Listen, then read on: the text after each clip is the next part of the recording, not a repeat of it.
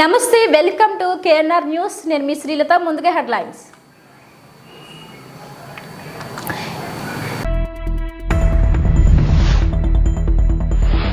NDA కూటమి అభ్యర్థి అయిన వసంత కృష్ణ ప్రసాద్ ని అధిక ఓట్ల మెజారిటీతో గెలిపించండి. జనసేన పార్టీ రాష్ట్ర అధికార ప్రతినిధి అక్కల రామ్మోహన్ రావు.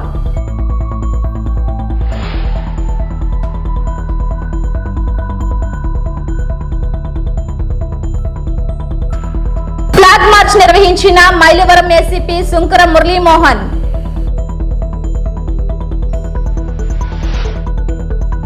మత్స్యకార సమస్యలపై నాకు పూర్తి అవగాహన ఉంది. గాజువాక స్వతంత్ర ఎమ్మెల్యే అభ్యర్థి కోవిరి కృష్ణ.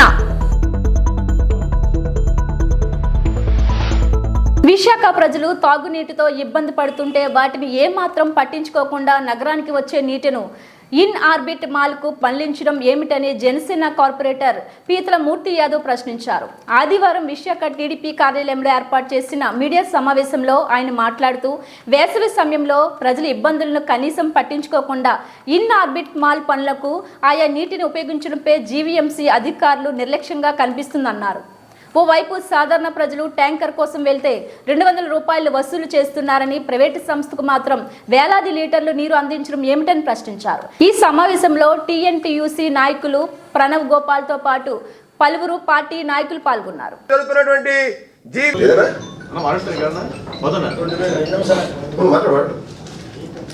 కొలాయిలు రాలేని పరిస్థితి ఉండి పంపింగ్ అవ్వట్లేదు, వాటర్ లెవెల్స్ తక్కువ ఉన్నాయని చెప్పినప్పుడు మహావిశాఖ నగరపాలక సంస్థ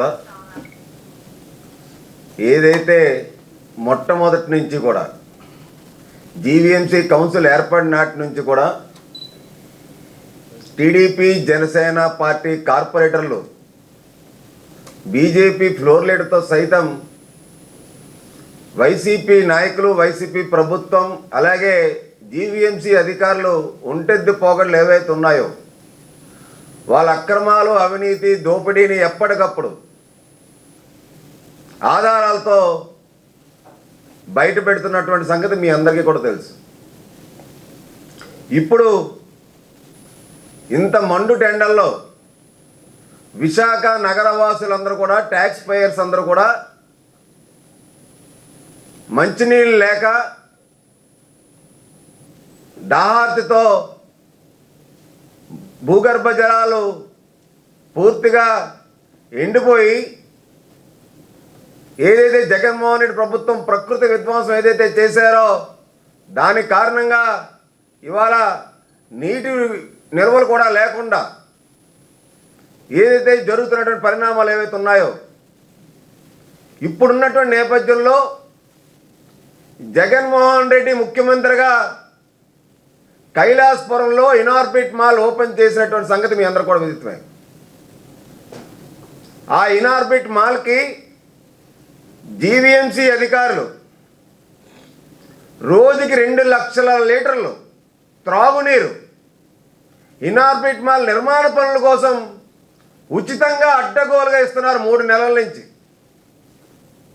ఈ యొక్క వాటర్ ట్యాంక్ 30 KL 30,000 లీటర్ల వాటర్ ట్యాంక్. ఇది చిన్న వాటర్ ట్యాంకులు ఉన్నాయి, ఇవి 5,000 KL 3,000 KL.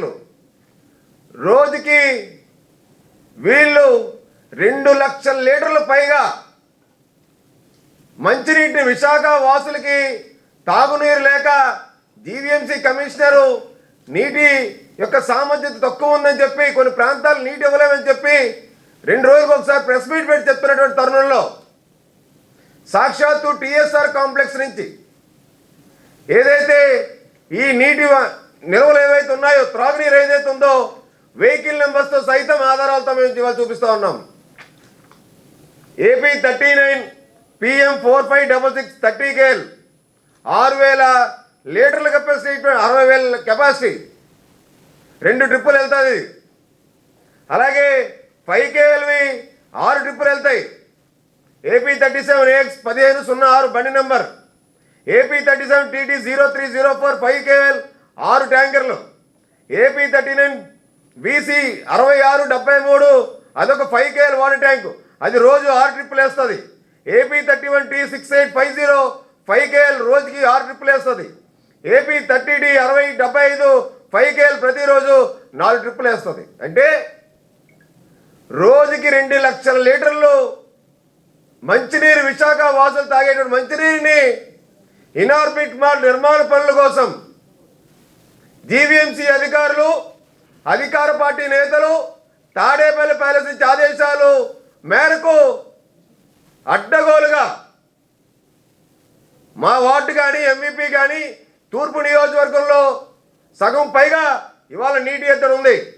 విశాఖ ఉత్తర నియోజకవర్గం అభివృద్ధి చేసేందుకు తనకు ఒక్క అవకాశం ఇవ్వాలని ఉత్తర కూటమి అభ్యర్థి విష్ణు కుమార్ రాజు అన్నారు. నగరంలోని బొత్స ఫంక్షన్ హాల్లో కాపు, తెలగ, బలిజ కులాల ఆత్మీయ సదస్సు నిర్వహించారు. ఈ సమావేశానికి విశాఖ కూటమి ఎంపీ అభ్యర్థి శ్రీ భరత్తో పాటు ఉత్తర కూటమి అభ్యర్థి విష్ణు కుమార్ రాజు, పలువురు కేటీబీ సంఘం నాయకులు పాల్గొన్నారు. తాను మోసం చేసే వ్యక్తిని కాదని ప్రజా సమస్యల పరిష్కారమే లక్ష్యంగా పనిచేస్తానన్నారు. తనకు ఒక్క అవకాశం ఇవ్వాలని కోరారు. ఈ కార్యక్రమంలో పలువురు కాపు సంఘం నేతలు పాల్గొని మద్దతు తెలియజేశారు. సమావేశంలో జనసేన నాయకులు పసుపులేటి ఉషా కిరణ్, శంకు వెంకటేశ్వరరావు తదితరులు పాల్గొన్నారు. నాకు జీవితం నేర్పుకున్న అనుభవం భయం అంటూ తెలియదు. భయం అంటూ నాకు తెలియదు. ఎంత పెద్దవాడినైనా సరే ధైర్యంగా ఎదుర్కొనే దమ్ము, ధైర్యము విష్ణు కుమార్ రాజుకు ఉంది. ఈ మాజీ ఎమ్మెల్యే.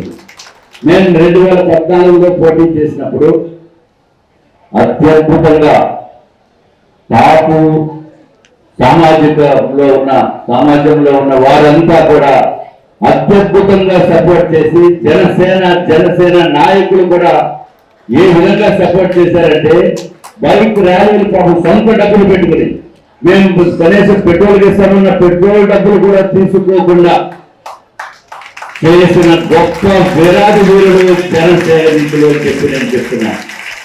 నేను మనస్ఫూర్తిగా మాట్లాడుతున్నా. నాకు ఎంతో ఆశ్చర్యం అనిపించింది.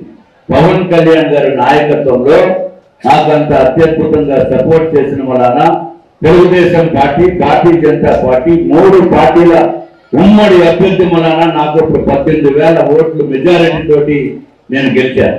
గెలిచిన తర్వాత అన్ని రోజులు కూడా అసెంబ్లీకి అటెండ్ అయ్యాను. ఒకే ఒక్క రోజు మిస్ అయ్యాను, ప్రధానమంత్రి వచ్చారు కాబట్టి.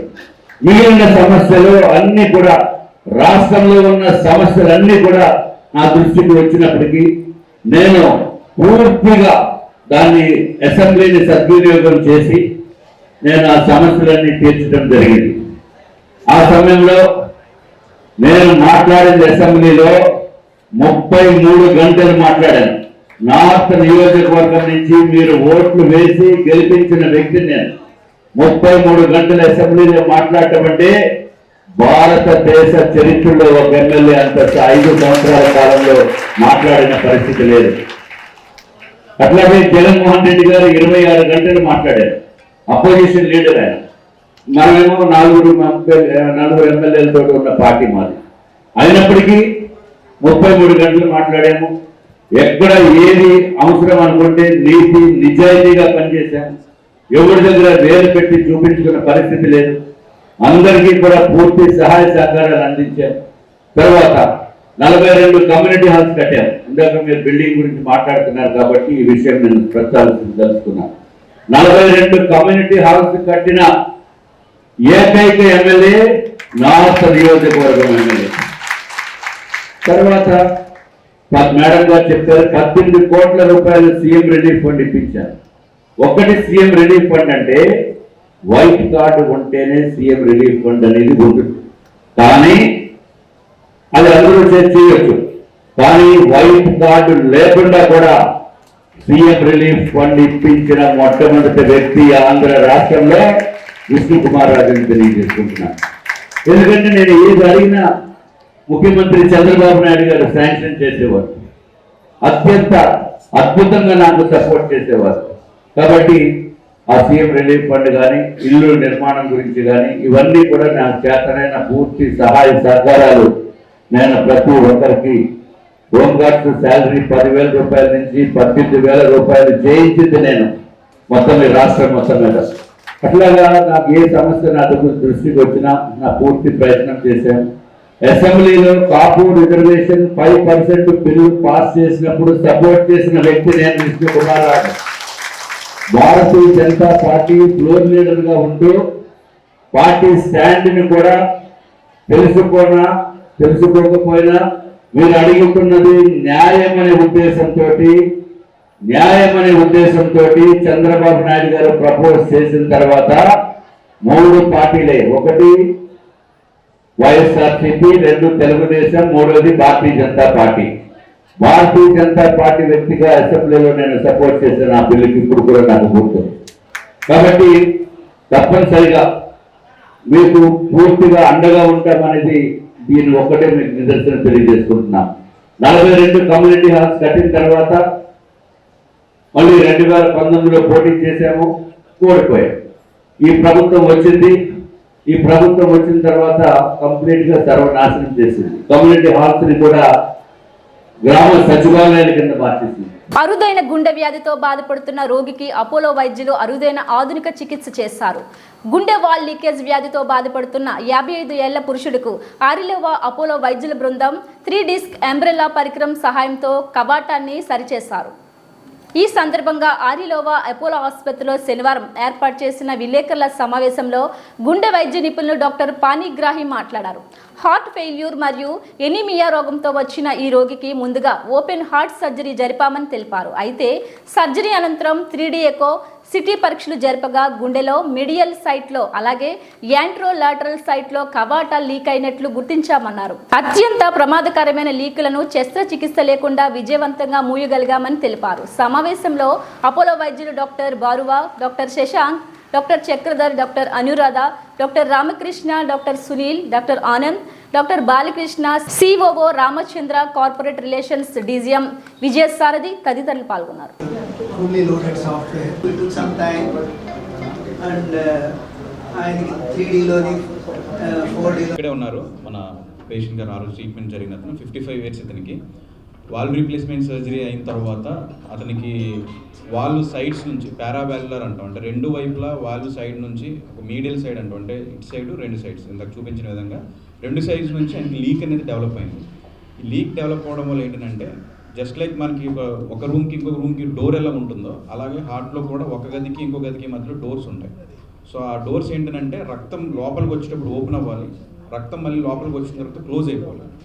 క్లోజ్ అవ్వకపోతే ఏమవుతుందంటే వచ్చిన బ్లడ్ అంతా మళ్ళీ బ్యాక్ వెళ్ళిపోతుంది, కింద ఛాంబర్ నుంచి మళ్ళీ పై ఛాంబర్కి వెళ్ళిపోతుంది. ఇతనికి డోర్స్ బాగానే క్లోజ్ అవుతున్నాయి, కాకపోతే ఏమవుతుందంటే సర్జరీ చేసిన తర్వాత వాట్ ఎవర్ ఆ 10% ఇండివిజువల్స్లో ఏదైతే లీక్ డెవలప్ అవుతుందో ఆ లీక్ డెవలప్ అవ్వడం వలన కిందకు వచ్చిన బ్లడ్ అంతా ఆ సైడ్ ఆఫ్ ద వాల్ నుంచి మళ్ళీ బ్యాక్ ఛాంబర్కి వెళ్ళిపోతుంది, పై ఛాంబర్కి.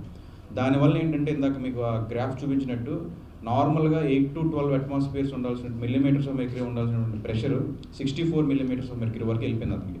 అంటే ఎందుకు అని అంటే ఇదంతా బ్యాక్ లీక్ అయిపోతుండడం వల్ల ఈ ప్రెషర్ అంతా ఏమవుతుందంటే వెళ్ళి లంగ్స్ మీద పడుతుంది. దానివల్ల లంగ్స్లో నీరు చేరిపోయి ఆక్సిజన్ లెవెల్స్ అనేవి తగ్గిపోయి 3-4 times ఐసీయూకి అడ్మిషన్ అవసరం పడింది లాస్ట్ ఒక 3-4 monthsలో.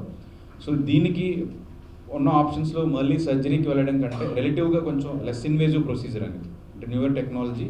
ఈ లీక్స్ ఎక్కడైతే 2 sides ఉన్నాయో ఆ 2 sides ఉన్న లీక్స్ని వాస్కులర్ ప్లగ్ అంటాం, ఒక కంపెనీ అంప్లెక్సర్ వాస్కులర్ ప్లగ్ అని.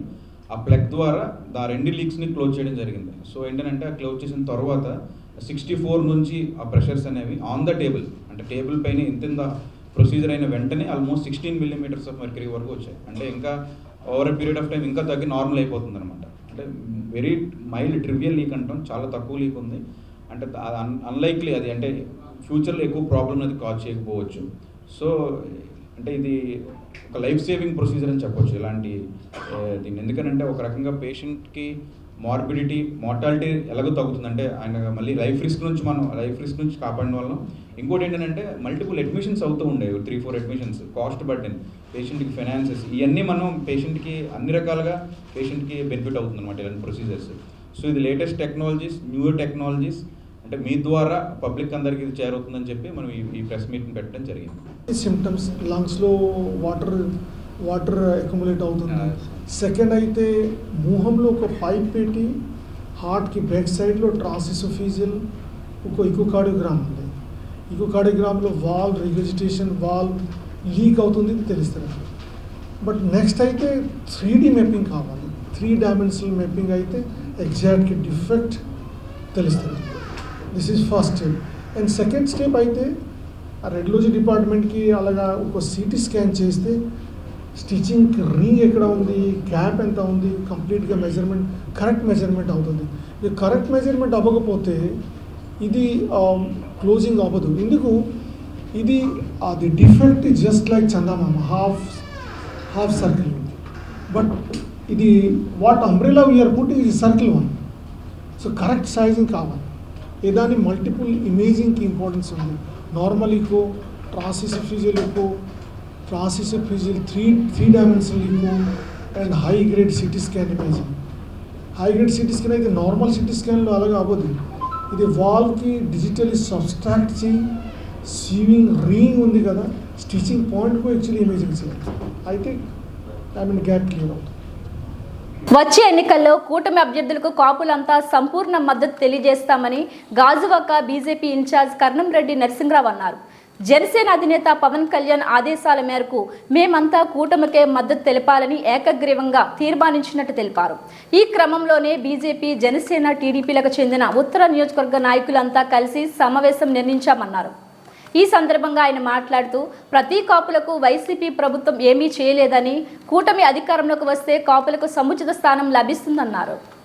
విశాఖ పార్లమెంట్ ఉమ్మడి అభ్యర్థి శ్రీభర్త గారు ముఖ్య అతిథులుగా పాల్గొని మా విశాఖపట్నం జిల్లా నార్త్లో ఉన్నటువంటి కాపు, తెలగ, బలిజ ఈ యొక్క కేటీపీ ఆత్మీయ సమావేశానికి రావడం జరిగింది. నార్త్లో ఉన్నటువంటి కాపులంతా కూడా మరి ఇక్కడ బీజేపీ అభ్యర్థిగా పోటీ చేసినటువంటి శ్రీ విష్ణుకుమార్ రాజు గారికి సపోర్ట్ చేయడానికి, అదేవిధంగా కూటమి అభ్యర్థిగా ఎంపీగా పోటీ చేసిన శ్రీభర్త గారికి సపోర్ట్ చేయడం కోసం మేమంతా తీర్మానం చేయడం జరిగింది. ఎందుకంటే జనసేన అధినేత పవర్ స్టార్ శ్రీ పవన్ కళ్యాణ్ గారు ఒక పిలుపునివ్వడం జరిగింది. కాపులంతా కూడా పెద్దన్న పాత్ర పోషించి మిగతా వారిని అందరూ కూడా కలుపుకొని పోయి కూటమి గెలుపుకి అందరూ కూడా కృషి చేయాలని పిలుపునిచ్చారు. అందులో భాగంగా మేమంతా కూడా ఖచ్చితంగా ఈ యొక్క 2024 ఎన్నికల్లో కూటమి గెలుపుకి కాపు, తెలగ, బలిజ, మున్నూరు కాపు, తూర్పు కాపు అందరూ కూడా కృషి చేసి పవన్ కళ్యాణ్ గారిని, ఎందుకంటే ఇప్పుడు రాష్ట్రంలోనే కాదు కేంద్రంలోనూ కూడా కాపులకి ఒక ప్రాధాన్యత ఉంది. ఆ యొక్క ప్రాధాన్యత మనం నిలుపుకోవాలంటే ఖచ్చితంగా కూటమి గెలుపుకి అందరూ కూడా కృషి చేయాలని సందర్భంగా వక్తలంతా తెలియజేశారు. ఈ కార్యక్రమంలో నార్త్ నియోజకవర్గంతో పాటు విశాఖపట్నం జిల్లాలో ఉన్న ముఖ్య నాయకులు అందరూ పాల్గొన్నారు. వారందరికీ ధన్యవాదాలు తెలియజేస్తారు. నిరుపేద కుటుంబాలను ఆదుకోవడంలో విశాఖ విమలా విద్యాలయం 2007-2008 పూర్వ విద్యార్థులం ఎప్పుడూ ముందుంటామని పూర్వ విద్యార్థి చోడుపల్లి దాసు అన్నారు. జీవీఎంసీ 64వ వార్డు గంగవరంలో నివాసం ఉంటున్న 2 నిరుపేద కుటుంబాలకు 1 నెలకు సరిపడా నిత్యావసర సరుకులు అందజేశారు. ఈ సందర్భంగా వారు మాట్లాడుతూ ఇటీవల గంగవరం పోర్టులో మృతి చెందిన 2 నిరుపేద కుటుంబాలను ఆదుకోవాలనే దృఢ సంకల్పంతో 1 నెలకు సరిపడా నిత్యావసర సరుకులు అందజేశామన్నారు. మా పూర్వ విద్యార్థులు అందరి సహకారంతో ఇటువంటి మంచి పనులు చేస్తున్నామని, ఎవరికి ఎప్పుడు ఏ అవసరం వచ్చినా మమ్మల్ని సంప్రదిస్తే మా వంతు సహాయ సహకారాలు అందిస్తామని అన్నారు. రాబోయే రోజుల్లో మరికొన్ని పేద కుటుంబాలకు సహాయం చేసే విధంగా నిర్ణయం తీసుకున్నట్టు తెలిపారు.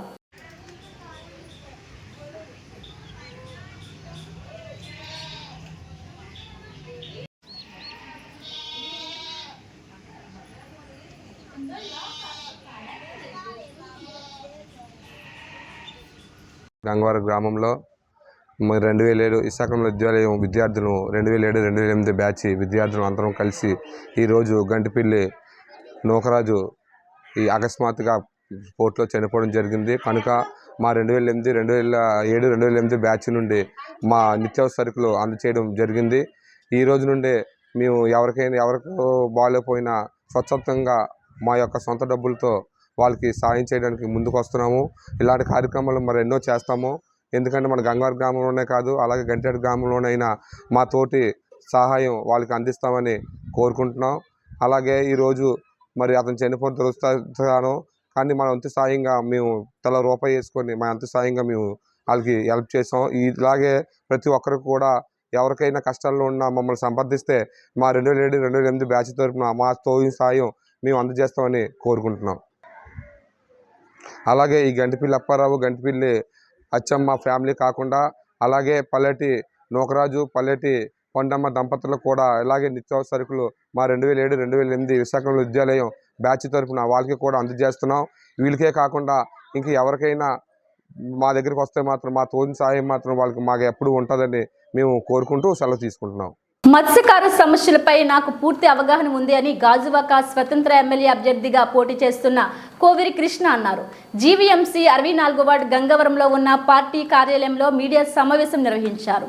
ఈ సందర్భంగా కోవిరి కృష్ణ మాట్లాడుతూ స్వతంత్ర అభ్యర్థిగా పోటీ చేస్తున్న నాకు ఒక్క అవకాశం కల్పించాలని గాజువాక ప్రజలను కోరుకుంటున్నానని అన్నారు. నాకు ఒక్క అవకాశం కల్పిస్తే గాజువాక హౌస్ కమిటీ సమస్యను పరిష్కరిస్తాను అని, గంగవరం గ్రామాన్ని తరలించే విధంగా ప్రభుత్వంపై ఒత్తిడి తెస్తాను అన్నారు. గంగవరం పోర్టు ఉద్యోగులకు న్యాయం చేసే వరకు వారికి అండగా ఉంటాను అని, జట్టి నిర్మాణం చేసేంత వరకు పోరాడతాను అన్నారు.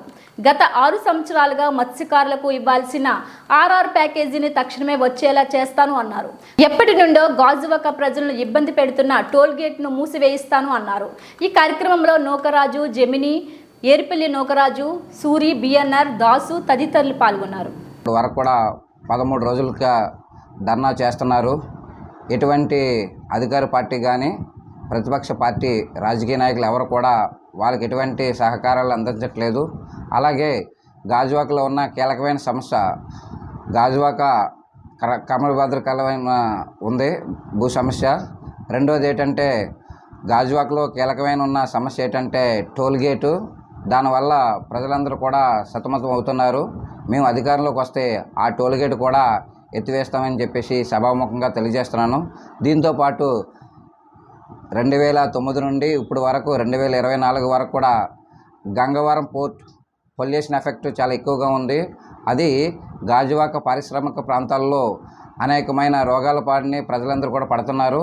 దీన్ని కూడా మేము అధికారంలోకి వస్తే దీన్ని కూడా తగు న్యాయం చేస్తామని చెప్పేసి ప్రజలందరూ కూడా విన్నవించుకుంటున్నాను.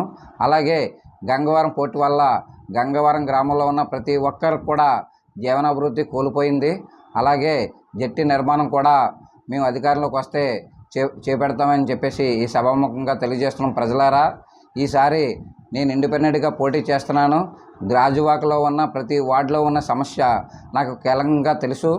మీ అందరి ఆశీస్సులతోటి ఈసారి నన్ను గెలిపిస్తే నేను చెప్పిన ప్రాబ్లమ్స్ అన్నీ కూడా దగ్గరుండి పరిష్కారం చేస్తానని చెప్పేసి సభాముఖంగా తెలియజేస్తూ ముగిస్తున్నాను. సోదరులారా, గత 20 సంవత్సరాల్లో 4 ఎమ్మెల్యేలు మారారు. అందరూ కూడా ఉన్నతమైన స్థానంలో ఉన్న ప్రతి వర్గాన్ని కూడా మీరు ఆదరించారు. అలాగే నేను మత్స్యకార కుటుంబం నుండి ఈసారి గాజువాక నియోజకవర్గంలో 30,000 మంది ఓటర్స్ ఉన్నారు. 1,10,000 మంది మత్స్యకార ప్రజలు ఉన్నారు. ఈసారి ఈ మత్స్యకార బిడ్డకి ఒకసారి అవకాశం ఇస్తే గాజువాకలో ఉన్న సమస్యలన్నీ కూడా నేను పరిష్కారం చూపిస్తానని చెప్పేసి ఈ సభాముఖంగా మీ అందరికి కూడా శిరస్సు వంచి పాదాభివందనం చేస్తున్నాను. మిత్రులారా, నన్ను ఒకసారి అవకాశం ఇచ్చి గెలిపించండి. నమస్కారం. గాజువాక నియోజకవర్గం అభివృద్ధి చెందాలన్నా, విశాఖ నగరం అన్ని రంగాలలో సంపూర్ణ అభివృద్ధిలో పరుగులు పెట్టాలన్నా అది ఒక్క టీడీపీ, జనసేన, బీజేపీ పార్టీ వల్లే సాధ్యపడుతుందని ఆ పార్టీ గాజువాక నియోజకవర్గం ఎమ్మెల్యే అభ్యర్థి పల్లా శ్రీనివాసరావు, విశాఖ ఎంపీ అభ్యర్థి శ్రీ భరత్, గాజువాక బీజేపీ కన్వీనర్ కర్ణంరెడ్డి నరసింహరావు అన్నారు. ఈ మేరకు 75వ వార్డులో జనసేన నాయకులు తిప్పల రమణారెడ్డి ఆధ్వర్యంలో ప్రచారం చేపట్టారు. ఈ సందర్భంగా వారు మాట్లాడుతూ, మీకు అభివృద్ధి కావాలంటే సైకిల్ గుర్తుపై మీ అమూల్యమైన ఓటు వేసి కూటమి పార్టీని అధికారంలోకి తీసుకురావాలని నియోజకవర్గ ప్రజలకు సూచించారు. తాను గాజువాక నియోజకవర్గ ఎమ్మెల్యే అయితే స్టీల్ ప్లాంట్ ప్రైవేటీకరణ ఆపే అంశంపైన ప్రత్యేక దృష్టి పెడతామని, అలాగే టోల్ గేట్ సమస్యతో పాటు మిగిలిన అన్ని అభివృద్ధి పనులను పూర్తి చేయడం జరుగుతుందని హామీ ఇచ్చారు. ఒకసారి వైసీపీకి అవకాశం ఇస్తే వాళ్ళు ఎలా దోచుకున్నారో, ఎలా దాచుకున్నారో, ఎలా రాష్ట్రాన్ని అప్పుల ఊబిలోకి నెట్టేశారో మీకు అందరికీ తెలుసు అన్నారు. ఒక్క అవకాశం నాకు ఇవ్వండి, అభివృద్ధి అంటే ఏంటో చేసి చూపిస్తానని నియోజకవర్గ ప్రజలను కోరారు.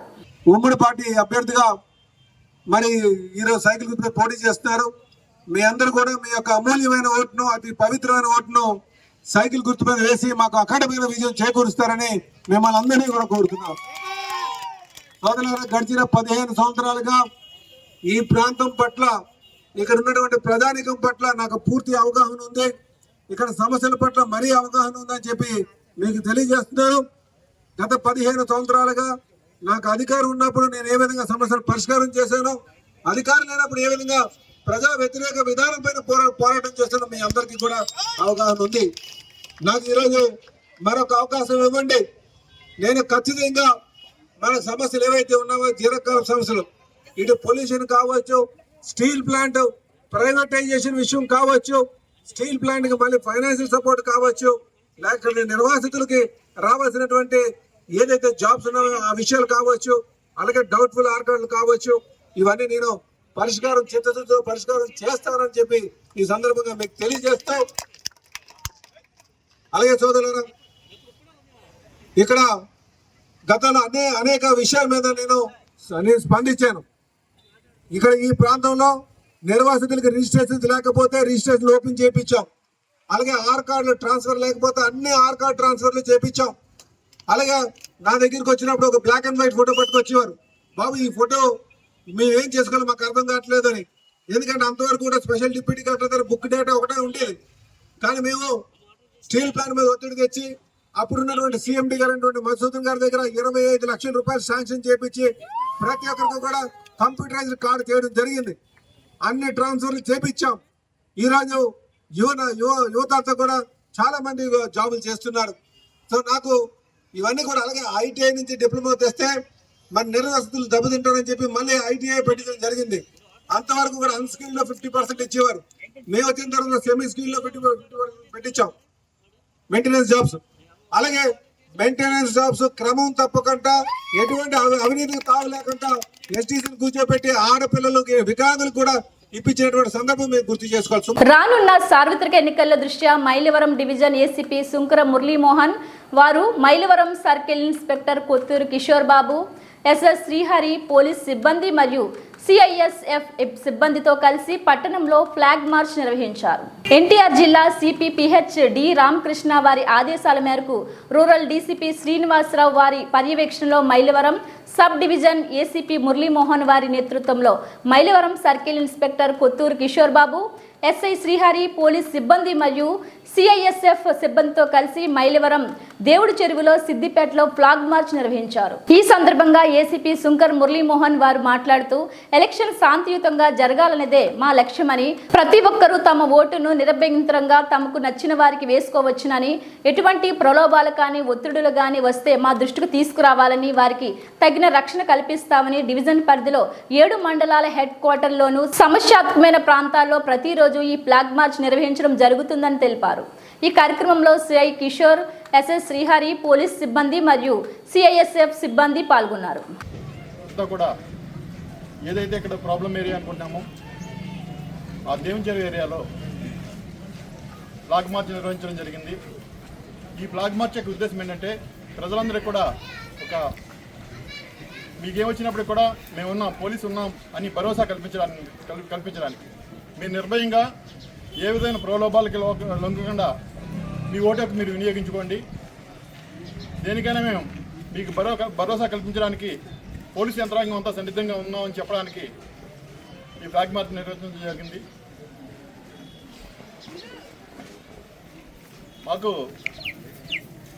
మా ఉద్దేశం ఏంటంటే ఎలక్షన్ కమిషన్ యొక్క ఆదేశాల ప్రకారం, నిబంధనల ప్రకారం మైలవరం నియోజకవర్గంలో ఫ్రీ అండ్ ఫెయిర్ ఎలక్షన్ నిర్వహించడానికి అది మా ఉద్దేశం. దాని నిమిత్తమే ఒక 1 month back already Mylavaram main రోడ్లో ఫ్లాగ్ మార్చ్ నిర్వహించాం. అలాగే ఈరోజు సిపి గారి ఆదేశాల ప్రకారం మరొకసారి ఈ కాంప్లికేటెడ్ ఏరియాలో మైలవరంలో దేవుని చెరువులో నిర్వహించడం జరిగింది. ప్రతిరోజు కూడా ఒక షెడ్యూల్ వేసుకున్నాం. ఆ షెడ్యూల్ ప్రకారం, ప్లాన్ ఆఫ్ యాక్షన్ ప్రకారం ప్రతిరోజు కూడా మండల హెడ్ క్వార్టర్స్లోను, అలాగే ఏదైతే ప్రాబ్లమేటిక్ ఏరియాలు ఉన్నాయో అనుకుంటున్నామో మేము ఆ క్రిటికల్ ఏరియాలో కూడా ఫ్లాగ్ మార్చ్ నిర్వహిస్తాం. దీనికి ప్రజలందరూ కూడా కోఆపరేట్ చేయాలి. మీ నిర్భయంగా ఎన్డీఏ కూటమి బలపరిచిన టీడీపీ అభ్యర్థి వసంత కృష్ణ ప్రసాద్ని అధిక ఓట్ల మెజారిటీతో గెలిపించాలని జనసేన రాష్ట్ర అధికార ప్రతినిధి అక్కల గాంధీ అలియాస్ రామ్మోహన్ రావు ఎన్నికల ప్రచారంలో అన్నారు. ఎన్టీఆర్ జిల్లా మైలవరం నియోజకవర్గం ఇబ్రహీంపట్నం మండలం తుమ్మలపాలెం గ్రామంలో జరిగిన టీడీపీ ఎన్నికల ప్రచారంలో జనసేన పార్టీ రాష్ట్ర అధికార ప్రతినిధి మైలవరం ఇన్ఛార్జ్ అక్కల రామ్మోహన్ రావు అలియాస్ గాంధీ మాట్లాడుతూ, ఆంధ్రప్రదేశ్లో వైసీపీ విముక్త పాలన కావాలనే సదుద్దేశంతో ఎన్డీఏ కూటమి పనిచేస్తుందని, మా పాలన వస్తే సంక్షేమ పథకాలు తీసివేస్తామనేది అసత్యమని, నమ్మవద్దని, ఇంకా మెరుగైన కాలనీ అందిస్తామని అన్నారు. ఈ కార్యక్రమంలో మైలవరం నియోజకవర్గ యువ నాయకులు, జ్యేష్ఠ శ్రీనాథ్, పాలడుగు జోష్న, దుర్గాప్రసాద్, గరికపాటి శ్రీదేవి, కొటికలపూడి సర్పంచ్ రెంటపల్లి నాగరాజు తదితర ముఖ్య నాయకులు పాల్గొన్నారు. సంక్షేమ పథకాల్ని రేపు టీడీపీ ప్రభుత్వం ఎన్డీఏ కూటమి వస్తే ఆ సంక్షేమాలు తీసేస్తారని చెప్పి వాలంటీర్ల ద్వారా మిమ్మల్ని అందరూ కూడా భయపెడతా ఉన్నారు. ఎక్కడ ఒక్క సంక్షేమాన్ని కూడా ఆపే ప్రసక్తే లేదు. ఇది మీరు గమనించండి. క్షేత్రస్థాయిలో తెలియని వాళ్ళకి తెలియపరచండి.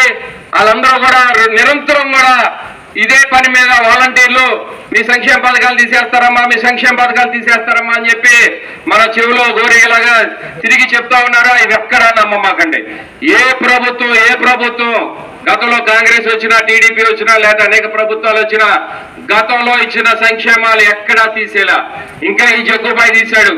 గతంలో వచ్చిన టీడీపీ ఫంక్షన్ మన అన్న క్యాంటీన్లు తీశాడు, లేదంటే మన ఊరు బయట పొడి చెత్త తడి చెత్త అని చెప్పి మనం పెద్ద షెడ్లు ఏర్పాటు చేసుకుని అటువంటి ఆపేశాడు. అతను తీశాడు తప్పితే జగ్గుబాయ్ ఏ ప్రభుత్వం కూడా గతంలో ఇచ్చిన సంక్షేమాల తీరు అవన్నీ అపోహాలు మీరు గమనించాల్సిందిగా కోరుతూ ఇవి బులెటిన్ అప్డేట్స్. మరిన్ని వార్తా విశేషాలతో మళ్ళీ కలుద్దాం. అంతవరకు సెలవు. నమస్కారం.